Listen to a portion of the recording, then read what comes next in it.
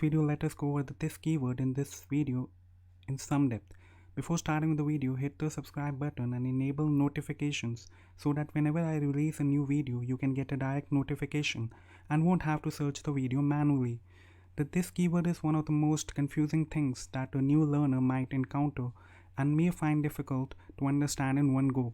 Now it is easy to forget the rules around what the JavaScript this keyword points to in different scenarios. This keyword refers to different things depending on where it is being used. You will almost always use this keyword in the context of a function, but just remember that if this is used in the global context, then it points to the global object, which is window in case of browser and global in case of Node.js. Now wait, you must be wondering what is global context. Let me explain that. So a line of code that is written outside a function, which you can see these logs in front of your screen. Now they belong to the global context, or in other words, the root context, which resembles the complete file objects.js, and the value of this in the global context is same as the global object. Now the global object is window in case of browser and global in case of Node.js. Also, when you are inside a function, the function may have altogether a different context and therefore a different value of this keyword. Now to understand all of this, let us go over this keyword in detail. Now let us discuss some of the rules that you can keep in mind to understand all of the different possibilities that you may face while using this keyword. Now one thing you need to keep in mind is that the value of this keyword will differ depending on how a function is invoked, where it was invoked, and in which context. So we cannot know the value of this keyword by just looking at the function itself, but we need to know the context in which the function was invoked. Now some rules can help you better grasp these possibilities. Let us go over them.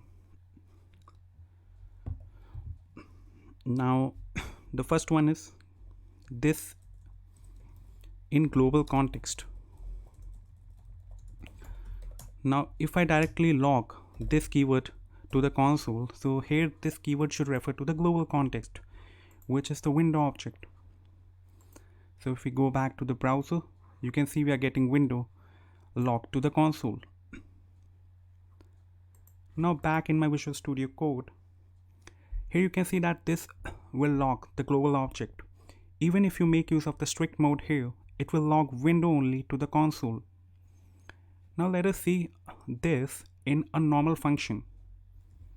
So the second one is this in normal function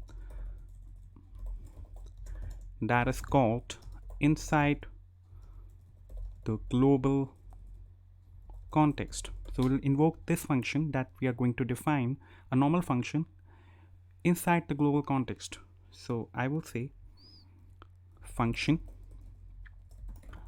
and let me give it a more descriptive name, tweet normal function. So it's just a normal function, and I will log this keyword to the console. Let us invoke the tweet normal function and let us check the output in the browser. So here also we are getting this pointing to window object. So here this will refer to the global object window in case of browser and undefined in strict mode of browser. Okay. So let us see the third case, which is this in case of an arrow function. Now this in an arrow function that is also called inside the global context. So I will say const tweet arrow function, and I will define the arrow function using the fat arrow syntax that we had discussed in the video on functions. So do check out that video to understand about arrow functions. I will log this to the console, and if I invoke the tweet arrow function, let us check the output in the browser. So you can see we are again getting window logged to the console. So now here this will refer to the global object window in case of browser and window again in strict mode as well. So in case of strict mode, in case of arrow functions, you will get this pointing to the window object, which was unlike the case of normal functions where this was pointing to undefined in case of the strict mode. But in case of your normal mode, which we generally use, not the strict mode, this will always point to your global object, which is window. Okay, now let us see this in case of a method. The fourth is this in a method, and that method is not an arrow function, it's just a normal method. Okay, that is called, and here we are changing the context. So here we are not going to invoke the method on the global context, we are going to invoke the method on the context of the object in which it is sitting. So that is called on an object. Okay, so this case is a bit different than the ones that we discussed above. So what I will do is I will define a new object and I will name it as channel. Then I will define a name property and I will set that to the nerdy div. Then I will define a tweet method that is sitting in the context, or it is sitting within the channel object. So here what I will do is, so this is a function as I told you, so tweet method, and I will log this dot name to the console. And now if I invoke the method that is sitting within the context of the channel object, so channel dot tweet method. Now here one thing you need to understand is anything to the left of the dot basically is the this keyword. So this keyword is pointing to the channel object in this case. Okay, so let us see the output. So you can see we are getting the nerdy div. So here the tweet method is sitting on the channel object. Okay, so when you invoke this method, this keyword will point to the channel object, and in the channel object you can see we have a name property. So if you log this dot name to the console, you will get channel dot name, which is the nerdy div. As simple as that. So this here is referring to the context in which the method is sitting, in which the channel object is there. And you can see we do have a name property sitting on the channel object, so that gets logged to the console.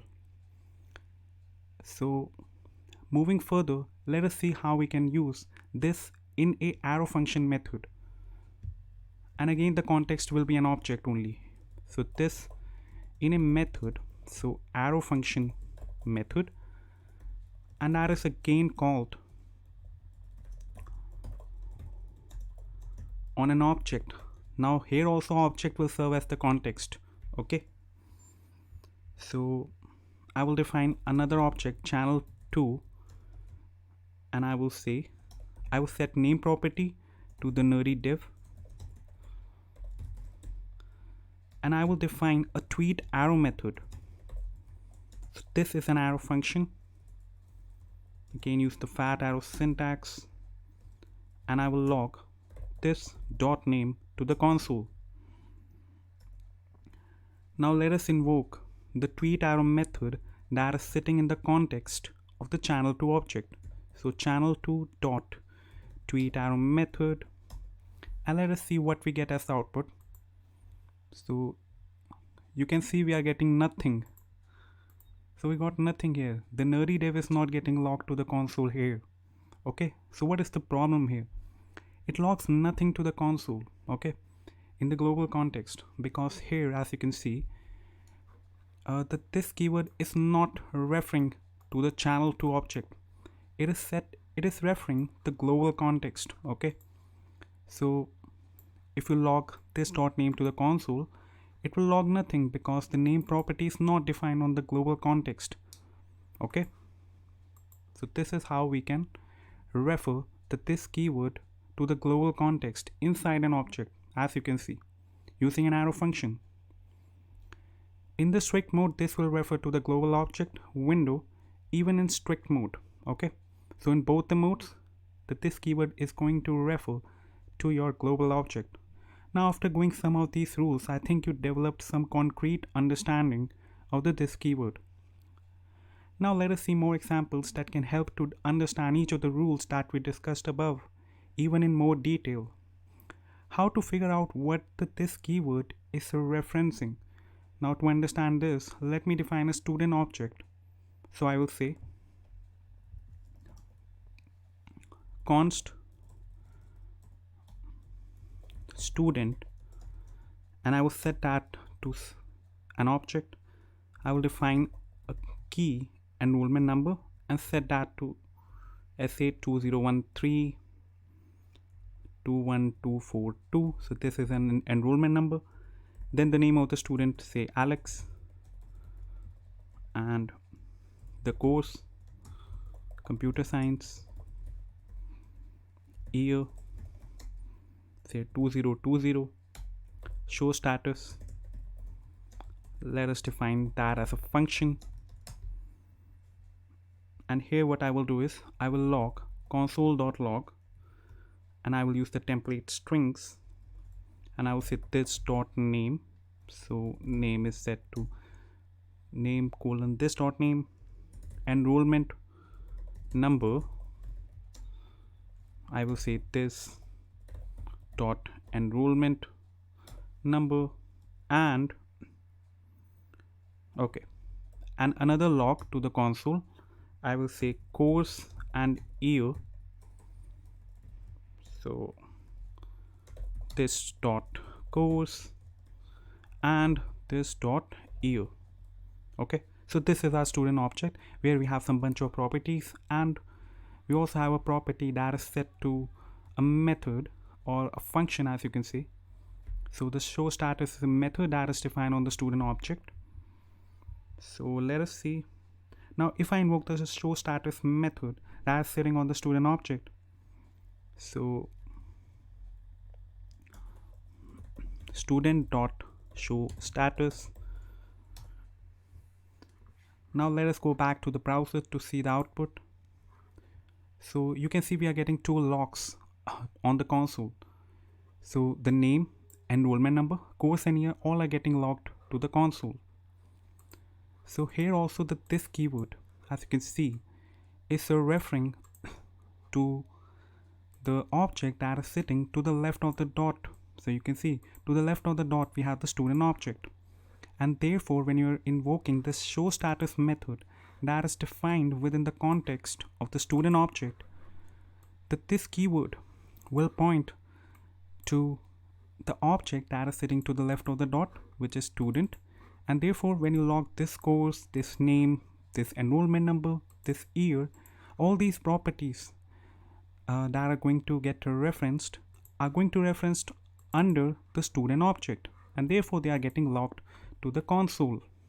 Okay, so this is how we can make use of this in case of methods. Let us proceed further.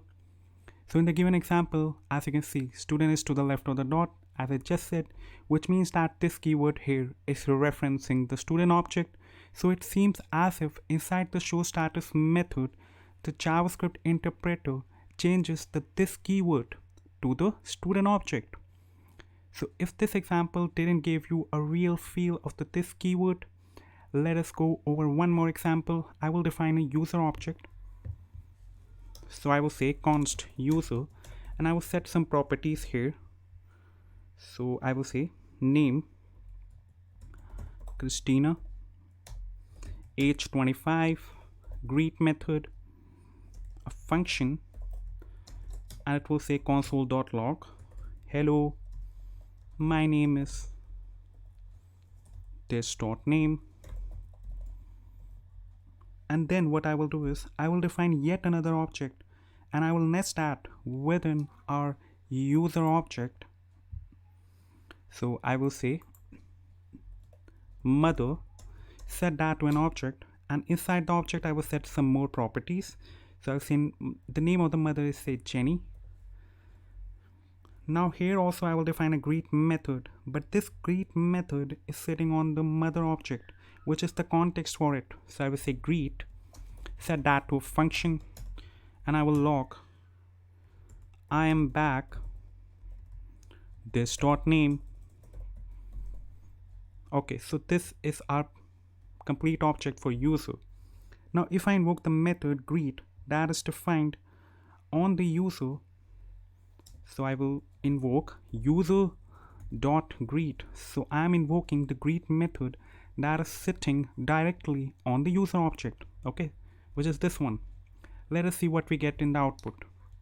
If I go back to the browser, you can see we are getting hello, my name is Christina, okay. So here this keyword is referencing the user object, and now this keyword is pointing to the user object. So when you say this dot name, it means user dot name, which is Christina, and hence we get hello, my name is Christina.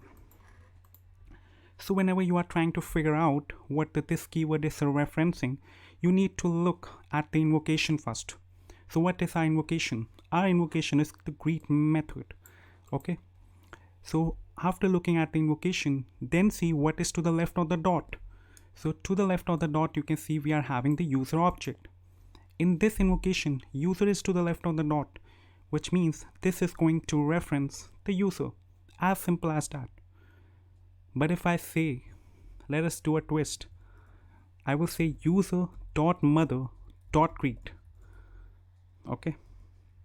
So can you tell me what will this keyword refer to in this invocation? I would recommend you to pause the video here and leave a comment down below. What do you think this keyword will refer to in this second invocation? So time's up. If you're not able to figure out, let us see what this keyword will point to in this example. So let us check the output in the browser. So here you can see we are getting the output as I am back Jenny. Okay. So here you can see mother is sitting to the left of dot. Okay. So this is your invocation. Look at it. To the left of dot you can see mother. Okay. Now mother is an object. Okay. So to the left of dot, whatever you have is this keyword. So to the left of dot we have the mother object, which means this is going to reference mother and not the user. So whenever this refers to the object to the left of dot in an invocation, so this keyword here refers to an object that is sitting to the left of dot in any invocation that we have. This is known as implicit binding. So I will say, leave a comment here, implicit binding. Okay. Now you must be thinking, are we now done with this keyword? My answer is of course not. But yeah, we are almost done. Let us finally see how we can explicitly tell the JavaScript engine to set this keyword to point to a certain value using call, apply, and bind methods. Let us first go over the call method. So the call method is a method on every function that will allow you to invoke the function, specifying in what context the function will be invoked. So let me write a comment here, method on every function that allows you, okay, that allows you to invoke the function specifying in what context the function will be invoked. So in what context do you want to run a particular method, a particular function, okay? So you have to define that using the call method. So let us see an example for this. Again, you need to understand that call is a property on every function, and the first argument you pass to it will be the context on which you want to run this function. So context is also referred to as focal object. So in other words, the first argument you pass to the call will be what this keyword inside that function is referencing. Okay, so let me define a function, wish me luck, and I'll set that to a function expression. I will log, so console.log, my name is this dot name, and let us see how we can get this name property. Okay, so what I will do is I will define a scene object. So this is an object pertaining to a user, say whose name is scene. So I will say name scene, and let us define a age property, set that to 23. So what I now want to do is I want to call the wish me luck method. Currently it is a function, okay, But if you use the call method, you can call it as a method, and you can basically use that function as if it was sitting on the scene object. Okay, so I will say scene object. Now I'm defining a context for this function. Okay, so I'm saying that please this keyword should now be made pointed to the to the scene object. Okay, now what will happen is, if we call this function and go back to the browser to see the output, you can see we are getting my name is scene, because now this keyword is being made to point to the scene object. So I told using the call method that please run the wish me luck method, wish me luck function that we are having. Please define that virtually say on the scene object and make it run on the scene object.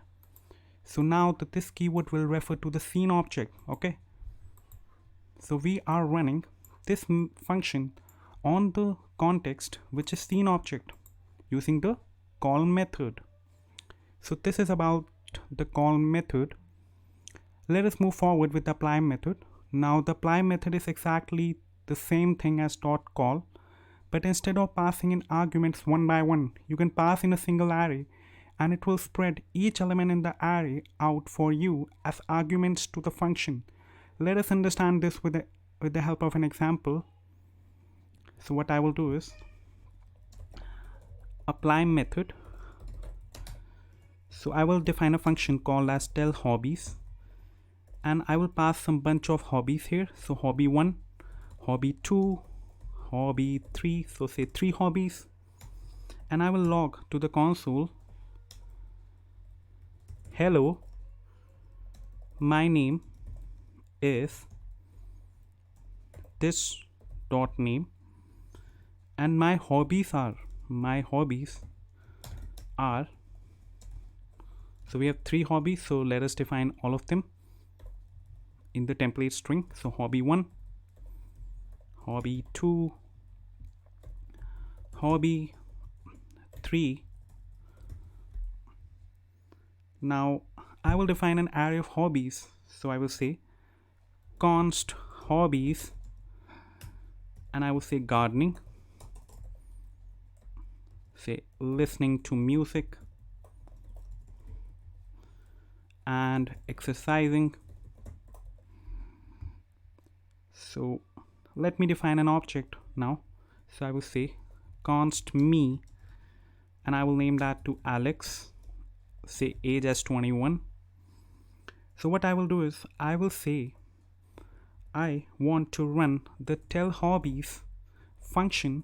I want to apply that on the me object. So I want to set the context of the tell hobbies to the me object. And now what I want to do is I want to pass these hobbies, which are defined in this array, to the tell hobbies function, which now virtually seems as if it's a method on the me object. So we are passing the hobbies to the tell hobbies function. So these hobbies will get into the arguments of the tell hobbies function, and now the tell hobbies method is as if as it is defined on the context of the me object. Okay, so let us see the output of this in the browser. So you can see we are getting hello, my name is Alex, and my hobbies are gardening, listening to music, and exercising. So this does work fine. Now let us understand one more method called as bind to wrap up the video of this keyword, implicit and explicit binding. Now let us now see how we can do explicit binding using the bind method. Now bind is exact same as call method, but instead of immediately invoking the function as we did in the call method, here we will return a new function that you can invoke at a later time. Now let us write the same example that we wrote using the apply method and convert that to the bind function, bind version. Okay, so I'll copy this and I will comment this out. Okay, so you can reference it later.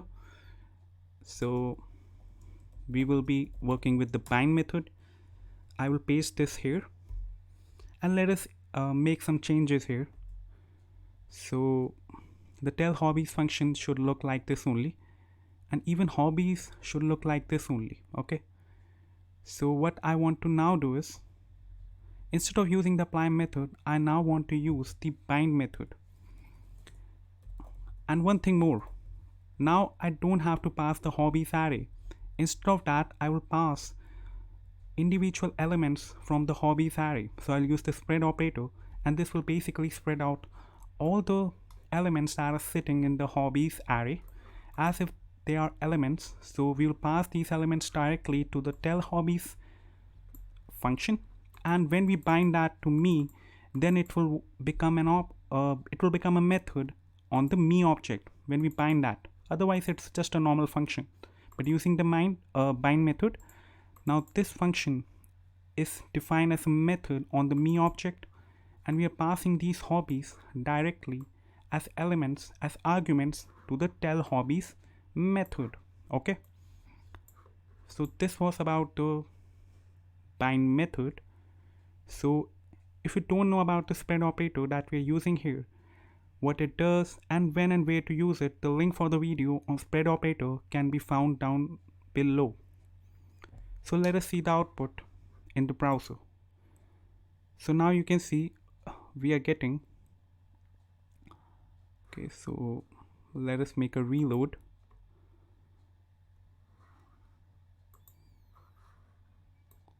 So did it worked?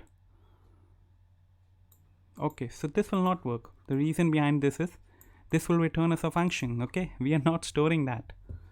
So let us store that to a variable, and I will name that as invoke hobbies. And now once you get a function, let me check whether this is a function or not. Okay, so go back to the browser. You can see we are getting a function back. Okay, so let us invoke this function. I will comment this out and I will say invoke hobbies. Now one thing you need to understand is that the bind invocation here is going to return as a function which you can invoke at a later point of time down in your code base, or you can even pass it around as an argument to other functions. So on invoking the function, let us see what we get as the output. Okay, so you are getting the same output. Hello, my name is Alex and my hobbies are gardening, listening to music and exercising. So this was all about the video on this keyword, implicit and explicit binding using call, apply and bind. Now if you like the video, don't forget to subscribe to the channel and hit the bell icon to get the notification of my new uploads. So let's catch up in the next video where we will start with object-oriented programming.